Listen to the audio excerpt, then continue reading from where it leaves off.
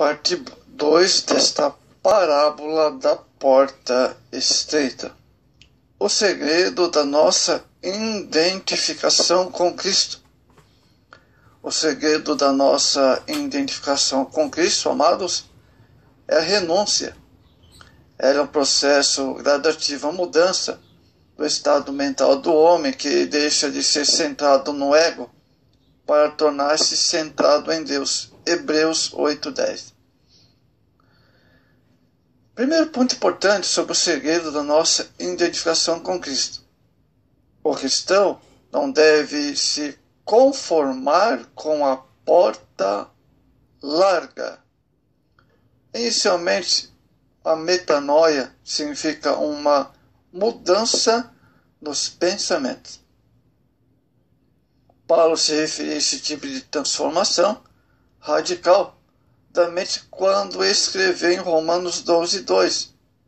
E não vos conformeis com este mundo, mas transformai-vos pela renovação da vossa mente, para que experimentais qual seja a boa, agradável e perfeita vontade de Deus.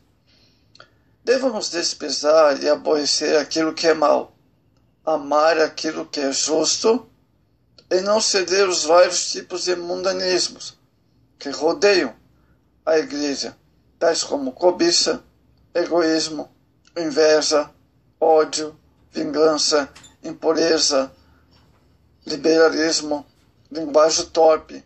Veja a carta de 1 João, capítulo 2, o verso 15 ao 17. Devemos aperfeiçoar nossa mente à maneira de Deus. 1 Coríntios 2, 16. Outra coisa importante é a porta larga anula a autoridade da igreja. Desde os primórdios, a igreja tem enfrentado desafios imensos, amados. Perseguições, martírio e uma oposição ferrenha da parte desse mundo. Nos acompanham constantemente. O combate perdura até hoje e tudo indica que crescerá até que o Senhor volte. O maior problema interno que também perturba a igreja desde o seu início é dos falsos mestres que insistem em pregar o evangelho de facilidade, uma porta larga marcada pela permissividade ou liberalismo. A igreja que propuser trilhar o caminho estreito, a renunciar ao mundo e suas paixões, certamente evidenciará um crescimento em 3 aspectos. Primeiro, aspecto quantitativo, numérico. Segundo, aspecto qualitativo, a santificação do corpo.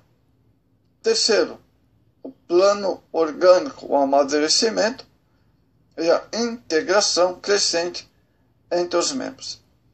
É de esperar que a igreja cresça harmoniosamente nessas 3 dimensões. O crescimento vem de Cristo, o qual é a cabeça do seu povo, Efésios 1:22. E se dá pelo agir o soberano Espírito de Deus, João 3:8. Essa é a verdade essencial. A ação humana de evangelização e discipulado é evidentemente importante e necessária, porém limitada em seu alcance e perspectiva, porque não se pode distinguir o joio do trigo à primeira vista. Mateus 13, 24. Não nos enganemos, a igreja não crescerá segundo as estratégias comerciais da moda, pelas estatísticas elaboradas por acadêmicos em suas salas climatizadas. É a Escritura que prevê o número de fiéis nos últimos dias. Mateus 24, 10. A tendência futura é que a palavra nos avisou perseguição, mas, ironicamente, é exatamente essa oposição que purifica a igreja, muitas vezes, só fica quem quer trilhar o caminho estreito, e com isso deixa os perseguidores boquiabertos. Terceira coisa, a porta larga é o tema central dos falsos mestres. Reiteradas vezes, amados, os apóstolos advertiram os cristãos de seu tempo contra os falsos mestres, entre eles Himeneu, Fileto, que causaram desgosto ao apóstolo Paulo com sua má conduta e doutrina. Veja 1 Timóteo 1,20. 2 Timóteo 2,17. Pelo que foram excomungados. Olha só. Pedro escreveu toda em uma carta para tratar do tema, na qual denuncia o desajuste tanto no ensino quanto ao caráter daqueles que introduziram secretamente heresias destruidoras, chegando a negar o soberano que os resgatou, trazendo sobre si mesma repentina destruição. Segundo Pedro 2,1. Vamos ver agora, a porta larga produz igrejas sem vida. O apóstolo Judas concluiu Caim, Balão e até Coré entre os reprovados na Bíblia. Eles atribuem o desfavorável comparação como árvores estéreis, nuvens secas e estrelas errantes. Veja no livro de Judas os versos 11 ao 13. Muito bem. A igreja deve pôr fim ao evangelho da porta larga. Vou repetir. A igreja deve pôr fim ao evangelho da porta larga. O apóstolo João chamou falsos mestres de anticristos e demonstrou que eles não poderiam pertencer ao corpo de Cristo, devido à sua falta de compromisso com a verdade. Carta de 1 João 2,18. Há igrejas que convivem com mentiras em razão dos falsos mestres não teriam ainda saído de cena. Veja 2 Timóteo 3, verso 1 ao 9. Infelizmente o evangelho tem sido corrompido e o pecado tem florescido em vários lugares na casa de Deus. Devemos dar um basta ao evangelho da porta larga. Romanos 5,11. Talvez por isso hoje se apresentam novos sabores para os antigos engodos, devidamente coloridos e revestidos de uma conotação bíblica. É impressionante a semelhança entre moral dos personagens das telenovelas e a ética cristã atual. Relativismo, justiça própria, preconceitos, intrigas, pasmem, também fazem parte do cotidiano dos crentes dentro e fora do templo de determinadas denominações. De certo que são um reflexo direto da influência perniciosa de educadores que não ensinam nada além de palavras destruidoras. Como adverte a Escritura, eram muitas ocasiões. Romanos 12, versos 16 ao 31. Segunda coisa, a porta larga produz uma igreja sem vida, ou estéreis, uma igreja enfraquecida, não pode impactuar uma geração. Muito bem, a figura do sal insípido pisado sugere uma comunidade fútil, derrotada, e a alusão à candeia brilhante diante dos homens contém uma importante lição. Mateus 5,13. O testemunho da igreja é a única maneira de fazer o ímpio glorificar a Deus. Dessa forma, o propósito missionário será cumprido no poder e a igreja crescerá. A comunidade primitiva sabia disso e praticava. Atos 2, 42 ao verso 47.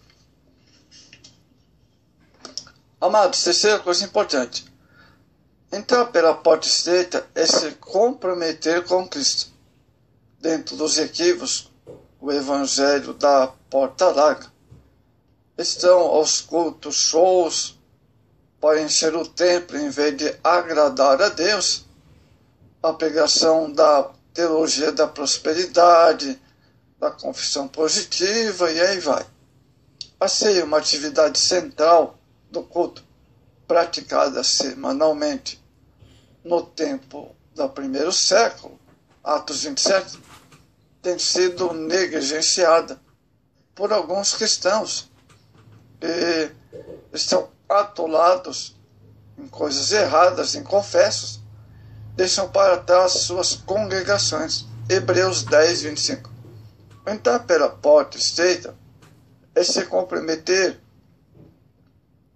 em praticar, em participar do corpo de Cristo, do sangue do Senhor. É viver em plena comunhão. 1 Coríntios 11, 24 e 29.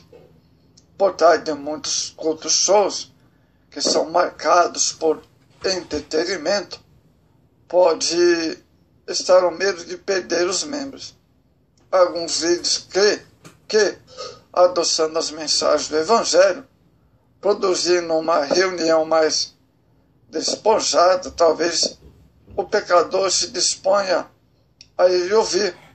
E quem sabe, receber Jesus não como Senhor, mas como aliado que lhe satisfará os desejos materiais.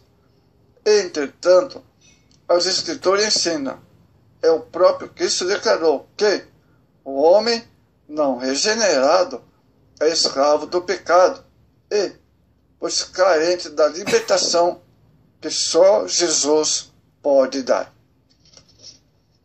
Amados, para concluir, a igreja pode e deve buscar excelência em tudo que faz, consciência, presença divina no meio de um povo santo.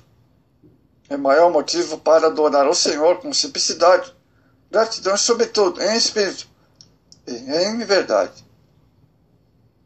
Dessa forma, todos ganham. O Senhor é honrado, os cristãos saem do culto renovados e o incrédulo percebe que o cristianismo da porta estreita não é entretenimento.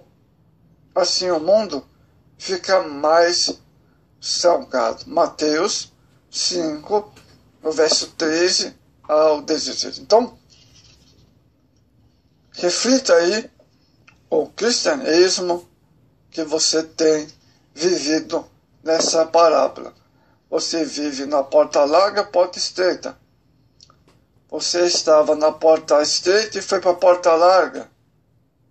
Ou você que está na porta larga precisa vir para a estreita. Né?